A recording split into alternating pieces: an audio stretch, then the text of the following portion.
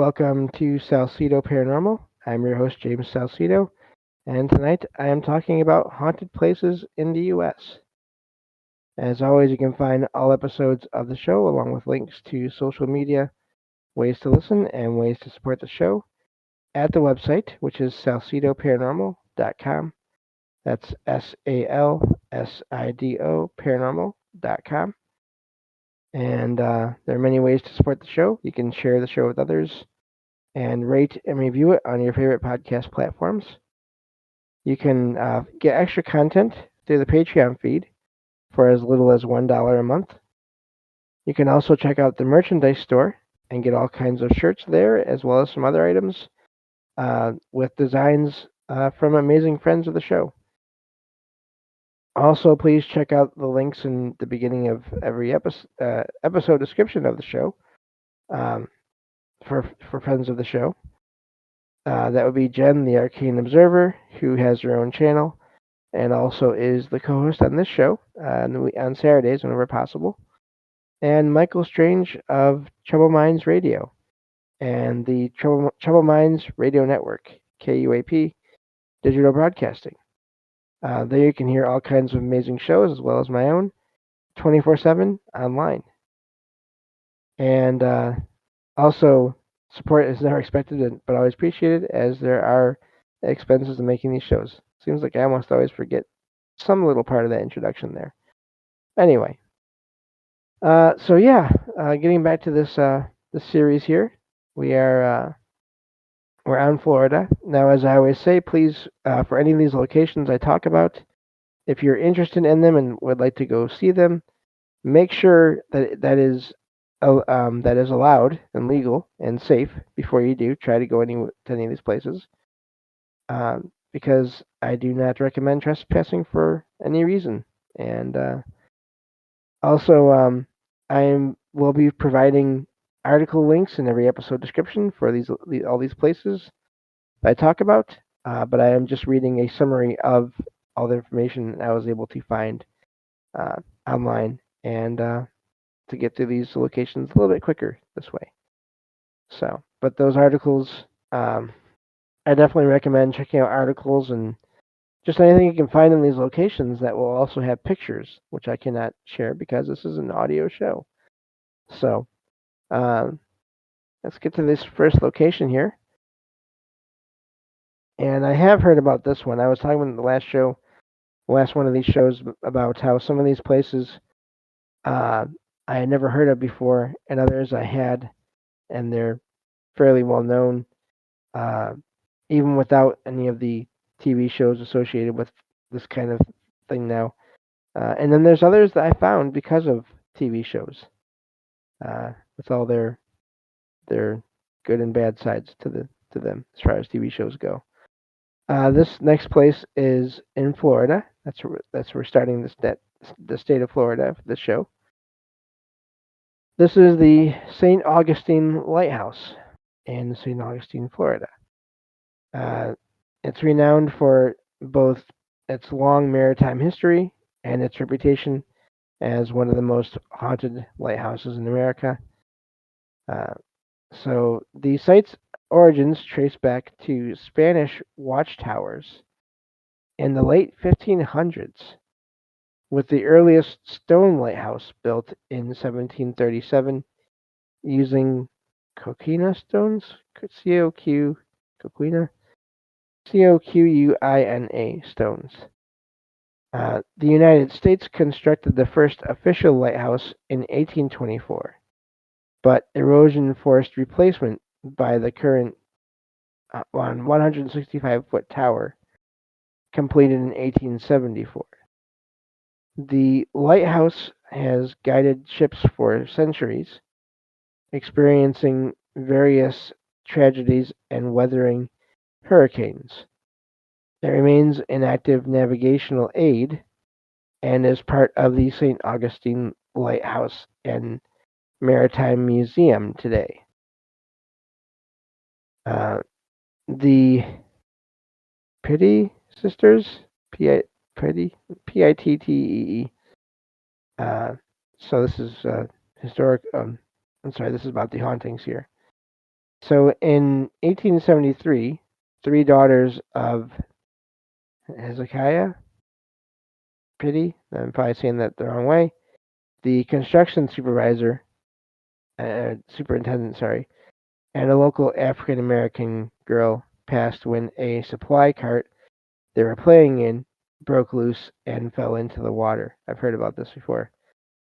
Their playful laughter, ghostly figures in Victorian dresses, and uh, and moving objects, especially shoelaces, are among frequent reports by staff and visitors. There's also reports of two lighthouse keepers. Peter Rasmussen, this meticulous German keeper, is known for his cigar smoke, often smelled inside the tower. His spirit is credited with a protective presence overseeing the site.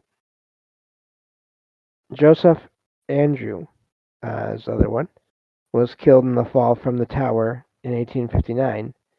His apparition is reportedly seen at the top of the lighthouse and in the keeper's quarters. Other entities and phenomenon here.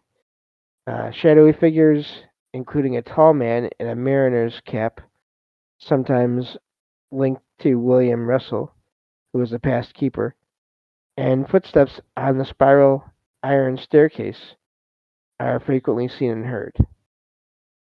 Uh, Cold spots, music boxes activating, disembodied voices, sightings of children, and objects inexplicably, it's a hard word to say, moved or hidden, are commonly reported throughout the property.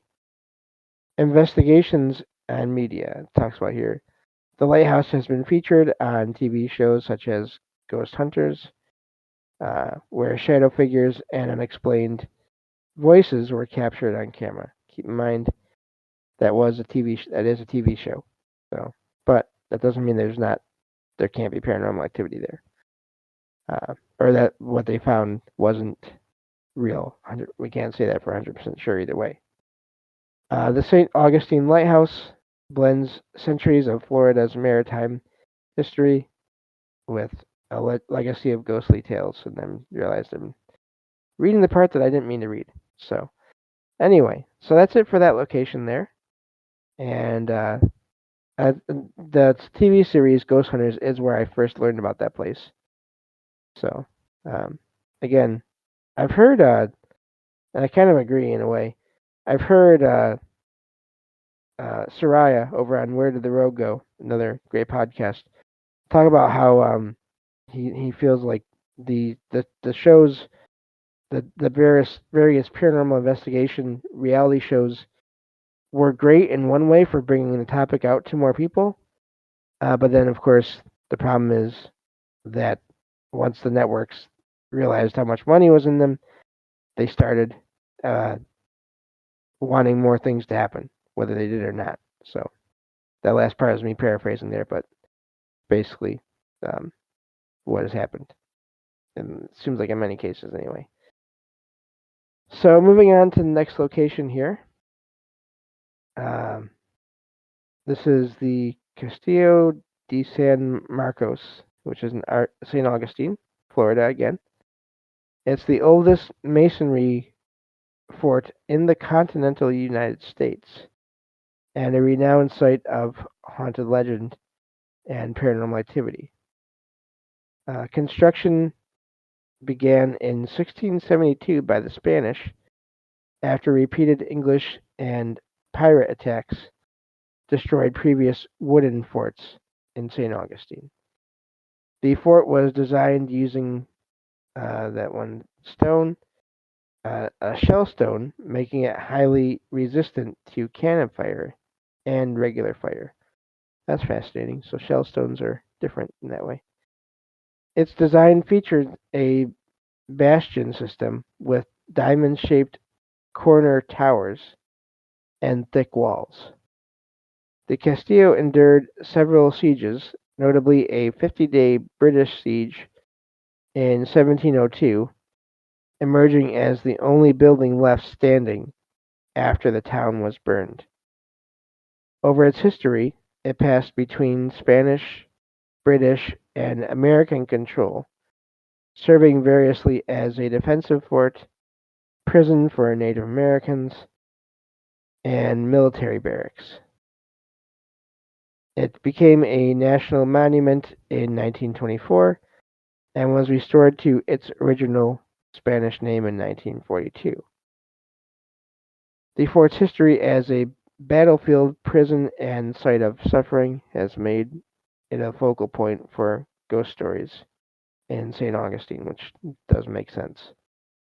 Uh, Among the most famous legends is that of a secret love affair between the commandant's wife, Dolores Marty, uh, probably saying that wrong, and Captain Manuel Abela, also probably saying that wrong.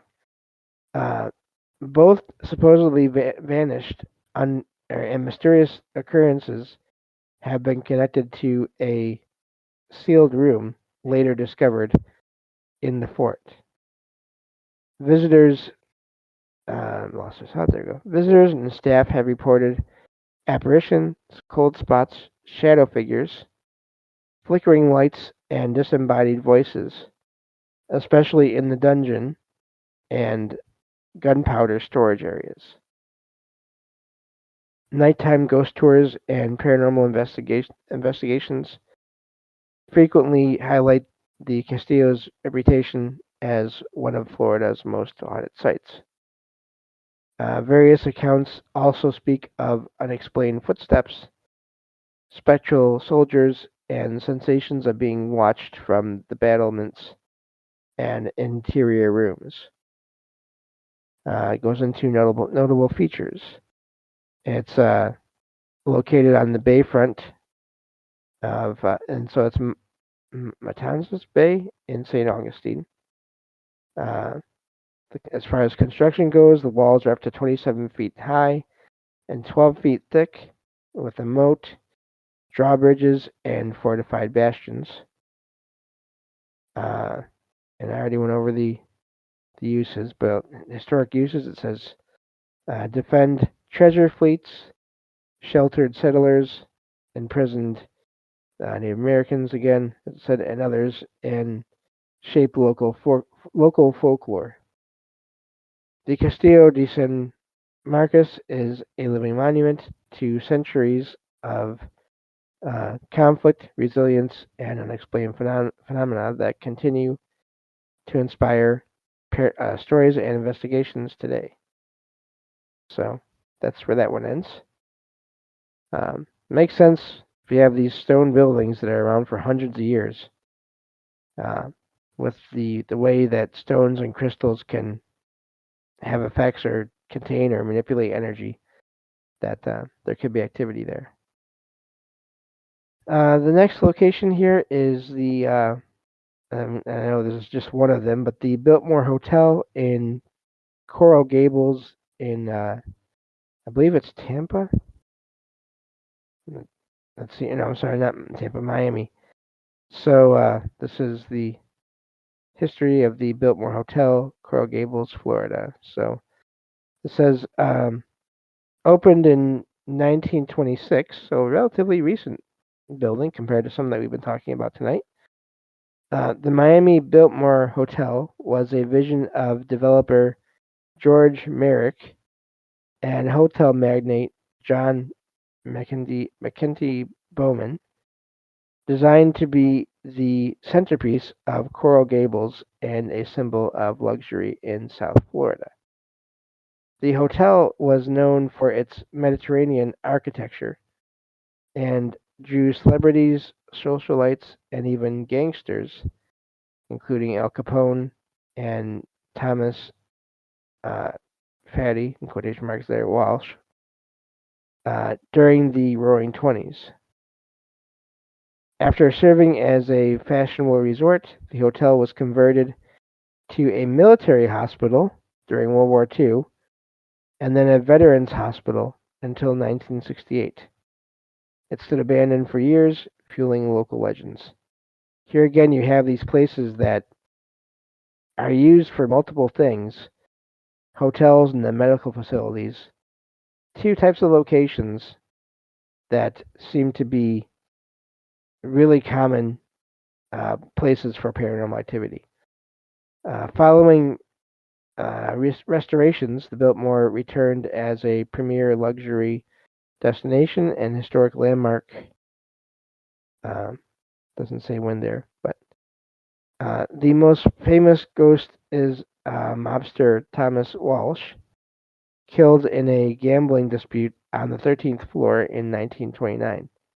His spirit is reportedly encountered in his former suite, elevators, and along the 13th floor hallway. Guests and staff report seeing a portly man in 20s attire, elevators stopping on the 13th floor for no reason. That's fascinating. Doors opening and closing, and hearing phantom laughter or voices connected to Walsh's wild parties.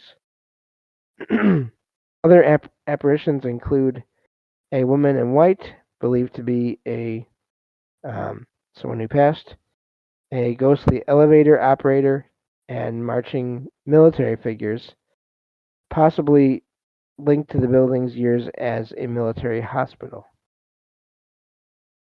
Visitors and former trespassers, during its years of abandonment, have reported mysterious lights, unexplained sounds, such as typewriters and faint music, and feelings of being watched.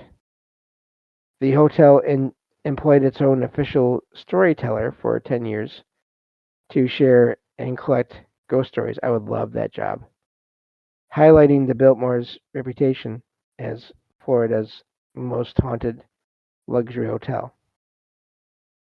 I had to stop there with that because if I could get that kind of a job at a location, my gosh, that'd be fun. Anyway, paranormal accounts continue, including disembodied voices, cold spots, objects moving on their own, and guests experiencing doors slamming or items disappearing. And that's where that one ends. That's that's fascinating, and it makes me think too when all these reports of things like that, doors slamming, things that when you're afraid can be taken as negative. I wonder how often it's just whoever else is there, whether they're spirits or it's time overlaps or whatever it is just tired of all these random people taking up space in this building, taking up space in what they believe to be their room that they're renting or they're using. I wonder how often things like that, slamming doors and all those kinds of things, or even things like people being told to get out of places or whatever. How often it's not really meant to be an evil thing. It's just I'm tired of dealing with you. That kind of a feeling from whoever else is out there. I can imagine that happening. Um, so let's move on to the next location here, and this is let's see here, the Don Cesar Hotel, St. Pete Beach, Florida. It's also known as the Pink Palace. It is a historic luxury hotel in St. Pete Beach, Florida, famous for both its rich past and long-standing reputation for hauntings. Built by Thomas Rowe, the Don Cesar opened, in 1928 at the height of the Roaring Twenties and quickly became an icon for celebrities, writers such as F. Scott Fitzgerald, and pro baseball teams. It's always weird now too when I come across that phrase of the Roaring Twenties, um, referring to the 1920s because now we're in the 20s again. Rowe, I lost my spot. So Rowe named the hotel after the hero of the opera Maritana, inspired by his own romantic story with a woman named Lucinda, whom he loved but lost. The hotel thrived through the 1930s, partly due to housing the New York Yankees for spring training, then became a military hospital. I wonder how common that was for so many hotels in that time period during World War II, and later a veterans offices facility. After years of decline, the the building was rescued and fully restored in the 1970s, and again more recently, now standing as a luxurious and historically significant landmark. Thomas Rowe's ghost. That's getting into now haunting legends and reports. The most famous ghost said to haunt the hotel is Rowe himself, whose spirit is seen as a gentleman in a white suit and Panama hat wandering the grounds, especially around the fifth floor where he lived. Uh, Sightings of a man in a white suit and a woman in Spanish dress are widely reported, believed to be Thomas and Lucinda. Their spirits are seen strolling together by the fountain and other romantic spots in the hotel. Now, this is fascinating because it says in the beginning of the summary here that this woman was loved and lost, I thought. So, is this one of those cases where they found each other in spirit form? I'm curious about that possibility. Other unusual activity: staff and guests have reported doors opening on their own, knocking sounds, swinging doors, and the soft scent of perfume drifting through empty corridors. Uh, Other spirits: there's some reports mentioning ghostly figures believed to be former soldiers or patients from the hotel's hospital days, as well as chilling encounters in specific rooms. Uh, so, and it says nearly all accounts describe the hauntings as benevolent. Rowe is said to be a friendly host even after death, with no reports of harm. So, okay, now we get into the rooms here, the notable ghost stories. Uh, Room 803. One first-hand report details an encounter with a ghostly woman, frightening yet melancholic, found in the secluded penthouse suite known as Room 803, accessible only by a hidden staircase. Mirrors and sounds. Several visitors have seen shadowy figures in mirrors or have heard footsteps and voices in empty hallways, often accompanied by an overwhelming sense of historic romance. And so that's basically where that ends. Uh, yeah, so another hotel also used as a medical facility, and during that same time period. So fascinating how these things happen. Also tragic that it had to happen, but understandable in a way. And so yeah, a couple of similarities there between those last two locations. And so that'll do it for this episode. We'll get back into more of these locations in Florida in the next one in the series. Thank you all for listening, and I will talk to you all next time on Salsido Paranormal. Take care.